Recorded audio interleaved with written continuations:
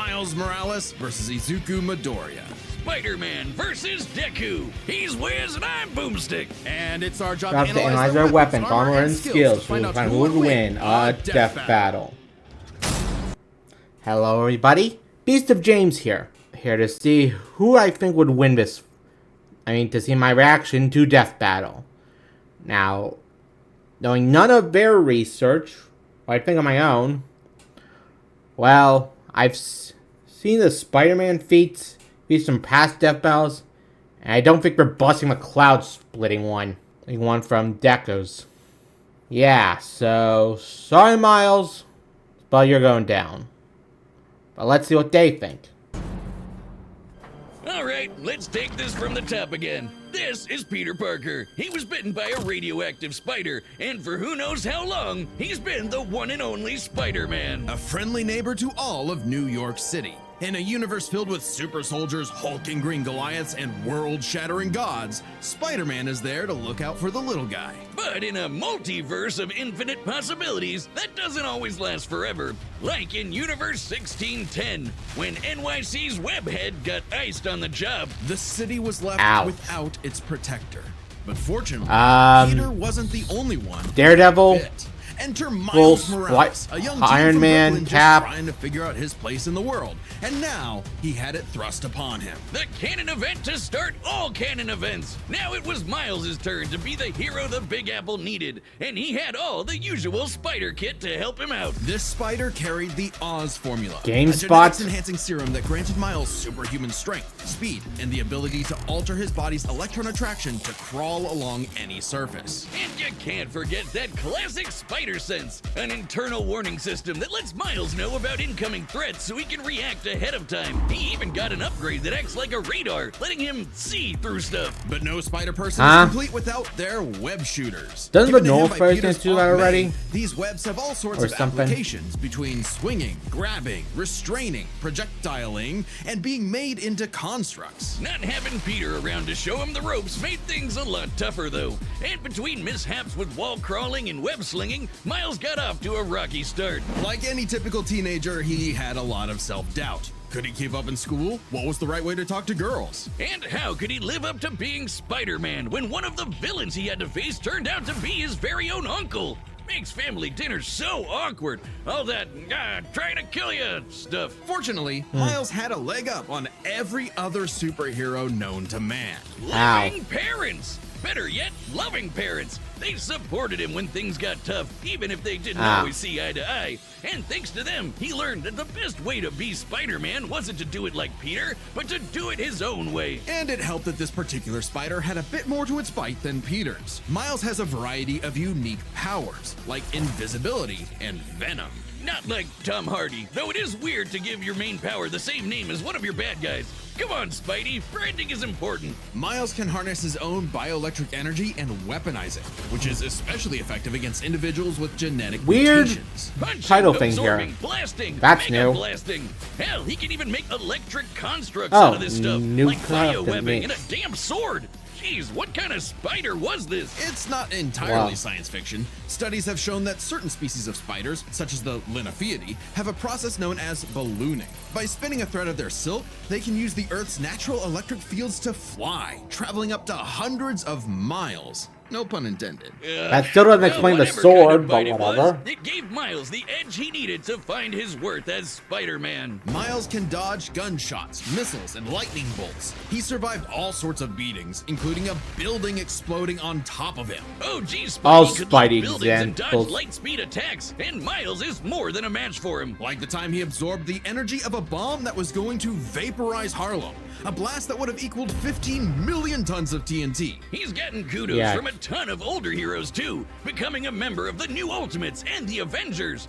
He even helped form the Champions, a team of teenage superheroes with the likes of Miss Marvel and Ironheart. The King of Wakanda himself even suited him up with some Wakandan vibranium. The same stuff as T'Challa's own suit. This super rare and tough metal can absorb kinetic energy and vibrational impacts. It helps to regulate Miles's venom powers too, allowing him to better control his electrical output. The Oh, vibranium neat. is thinner to better fit his acrobatic fighting style, but it can still shake off most fatal attacks like they're nothing. This stuff is tough enough that Deadpool's swords have shattered against it. Though it's not as durable as, say, Captain America's shield, and enough kinetic energy will overload it. Don't be near it when it does, or you'll end up like the Falcon here when he used his vibranium wings to stop a bomb that was gonna blow up New York City. That's twice now. Does any other city Ow. have to deal with this stuff? But when vibranium and spider powers Eh, still aren't enough, I can't think of Miles any. can push his electrical output into overdrive. Giving him huge boosts in strength and speed,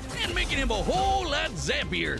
It's your classic shonen power-up, and he knows it too. He's a bit of a weeb, and has a thing for mimicking some favorites. Despite his initial insecurities, Miles has more than managed to live up to his predecessor, no longer standing in his shadow, but side by side. Literally, his universe got blown up, and he was sent to the main 616 timeline, along with his family. And now it's him and Peter as a pair of Spider Bros. He's even become one of the big players of the Spider-Verse, teaming up with all sorts of other spider variants to defend the multiverse. There's anime spider people, robot spider people, dinosaur spider people, spider people, a whole lot of them, each with their own way of getting the job done. Miles even led them into battle against the Inheritors, a bunch of interdimensional vampire assholes. This is what Stan Lee was proudest of in his favorite superhero.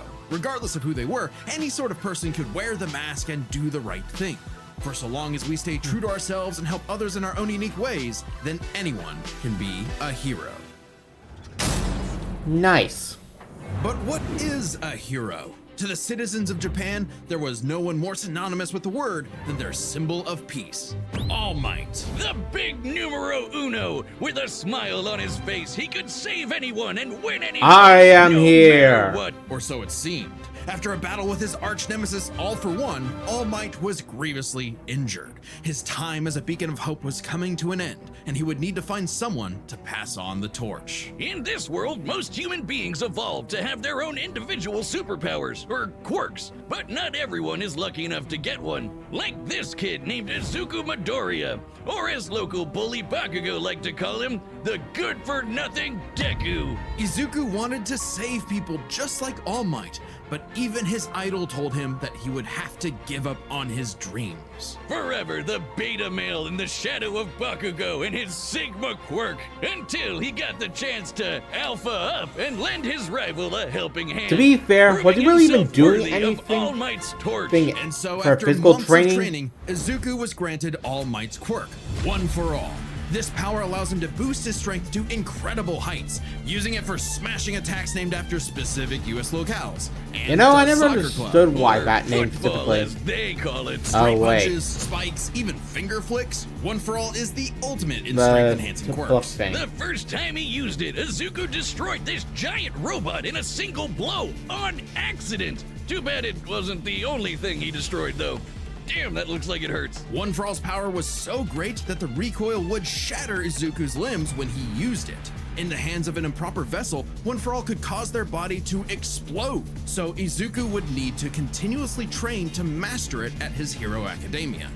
Say that again. UA High. Here he'd be inspired by Really? Pop Uraraka to turn his zero name into his hero name, becoming the Deku who always does his best. Something that he may have taken too far. When it came to saving Yep. people, Do Your Best here had a bad habit of putting others way before himself. Sure, everyone else was okay, but he'd be good for nothing all over again if he got himself paralyzed. So to cut down on his hospital bill, he developed full cowling. Instead of using his quirk in short bursts, he would continuously spread the energy across his body at low percentages, using it for acrobatics inspired by Bakugo's explosive movements. And with that new thinking came a new fighting style, shoot style.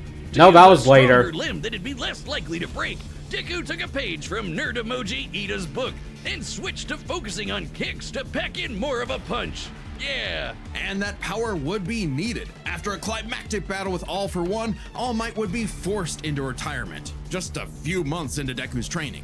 Now it was his turn to face this demon lord. But he didn't have to do wasn't it he already alone. caught that Just point? as All Might had passed One for All onto Deku, it had been passed onto All Might by his master, and onto her by her master. One for All was a power that was built upon for generations. I'm pretty First sure of the she previous didn't users of have One that for All guy's manifested master. in Deku, along with their spirits or Well, whatever. vestiges, to help him in his battle against All for One. Black Whip gives him energy tendrils to swing around and restrain foes. They can also brace his arms and manually control his muscles if he can't move. Float allows him to soar high into the sky. By combining it with controlled blasts of pressurized air, he can effectively fly. Danger Sense detects incoming threats and unease, letting Deku react in advance, though it's mostly like an alarm bell and doesn't tell him specifics like location or number of threats.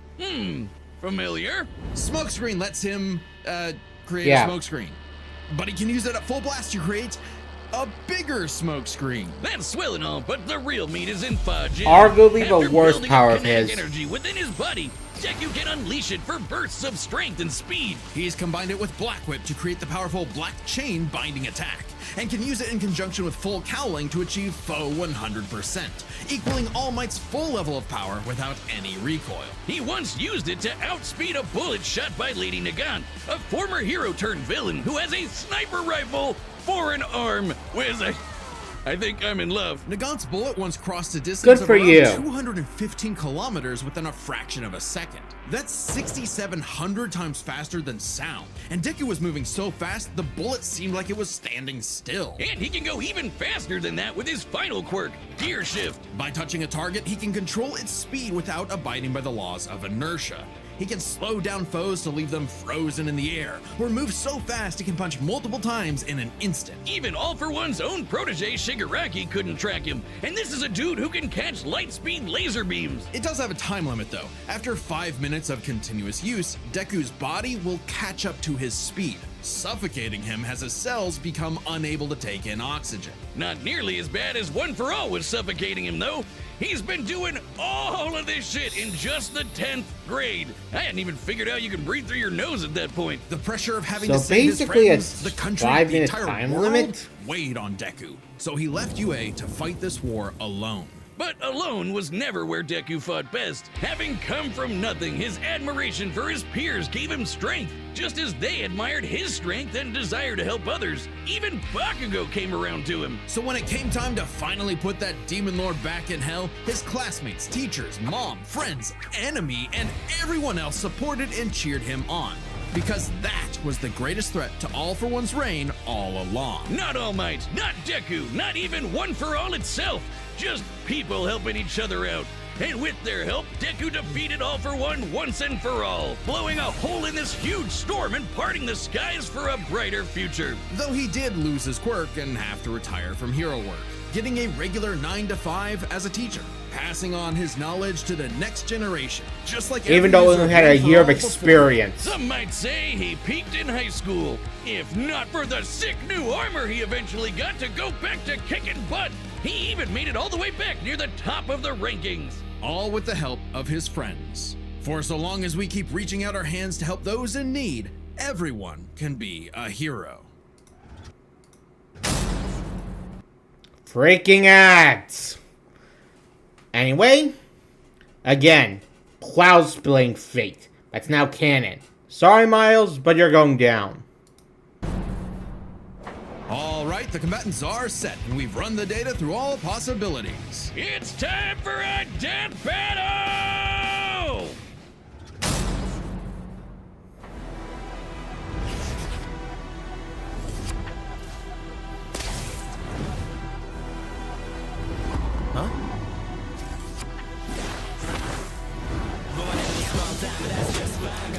Yo! You're more man and less spider than usual. Whoa, I was looking for you! Care to show me what you can do? All right, new guy. First lesson? Don't watch the mouth. Watch the hands. Now watch mine! Delaware!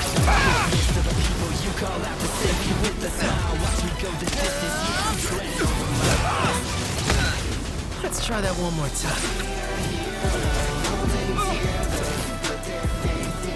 Guess who? can't use my full power here. Gotta take this somewhere else. Oh, gross! You got skills, man. I like that. Hey, you're the one who decided to fight in the city. Oh, Mula.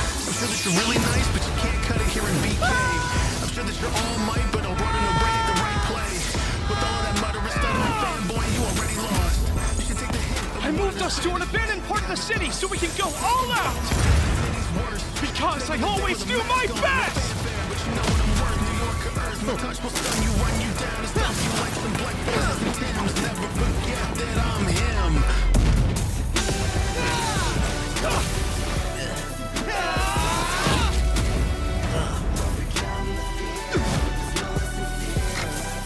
If I'm gonna do my best, I gotta do my own thing.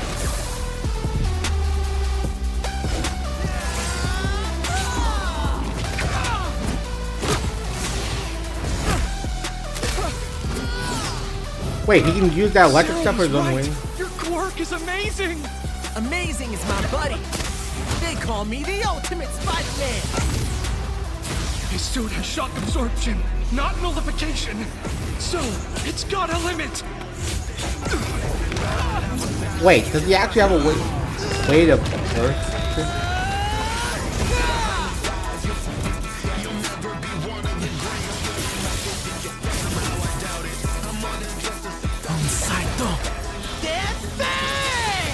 Go beyond!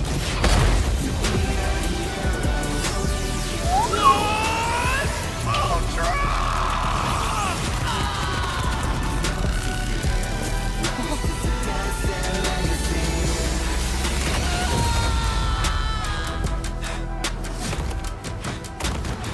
And congratulations, you killed an innocent person. Spider-Man, you really are the ultimate. Yeah, I saw that coming. Vaya con Dios, Aranya Hoven. Let's start by talking about Wait, their did superpowers, Boostic actually which matched speak up quite throughout- evenly. Unsurprisingly, given the not-so-subtle inspiration for Deku's quirks, though they did have some edges over the other. The spider sense gave Miles more insight on his surroundings and threats than danger sense, which has been worked around before. This meant Miles' invisibility was harder for danger sense to detect when he wasn't attacking, while the spider sense's radar system allowed him to find Deku in a smokescreen. But Izuku's other quirks granted him advantages of his own. Float was a lot more mobile than Webs, and Fajin gave a bigger boost in strength That than was Bound effectively a did. generic Since you both can- had some and we advantages resist by and both disadvantages, have we're gonna call superpowers Power. a tie. Next up, speed. Scaling to Peter, Miles could dodge light speed attacks, which actually outpaced Izuku moving faster than that sniper bullet. Fortunately for Deku though, that wasn't his best. Thanks to Gear Shift, Deku could speed himself up to match Miles the same way he did to the light-catching Shigaraki. But it only Even gave him worse about for 5 Spidey, minutes. One touch from Gear Shift could freeze him in place and make dodging totally impossible. So speed goes to Deku. As for skill, Deku was isn't that only for incredibly 5 talented at analyzing Sure. an opponent's abilities and coming up with strategies on the fly. But Miles' powers and fighting style gave Deku few immediate openings. Deku may have received more formal training at UA, but he was ultimately But only for active about a in hero year. work for a little under a year. Meanwhile, Miles has been handling everything from neighborhood crooks to multiverse-ending gods for significantly longer. It's close, but with his greater experience, skill goes to Miles, and that means the biggest deciding factor is raw strength. And that was no contest. Miles absorbing the energy of that bomb was nothing to scoff at, but overwhelming power is what One for All is all about. When Deku defeated All for One, the energy needed to part those clouds with his punch had a yield of 362 billion tons of TNT, smashing the bomb Miles absorbed out of the water. But it wasn't as simple as that. Miles is wearing a vibranium suit after all, so the question wasn't necessarily who was stronger, it was if Miles' suit was tough enough to continuously absorb Deku's blows. When the Falcon protected New York from that city-destroying blast, it had a yield of 546 megatons. Impressive, but Deku defeating All for One was still over 600 times stronger than Vibranium's limit. And Deku did that with One for All's embers, not the full package. And remember, the Vibranium in Miles' suit was much thinner than what Falcon and Black Panther had. making it unlikely it could absorb as strong of a blast. It's there to provide more protection, sure, but there was no way it could survive all of what Deku could dish out. In this superpowered battle, it was Izuku's overwhelming speed and immense strength that made him the winning hero. And the morales of the story is... The winner is Deku. Next time on Death Battle.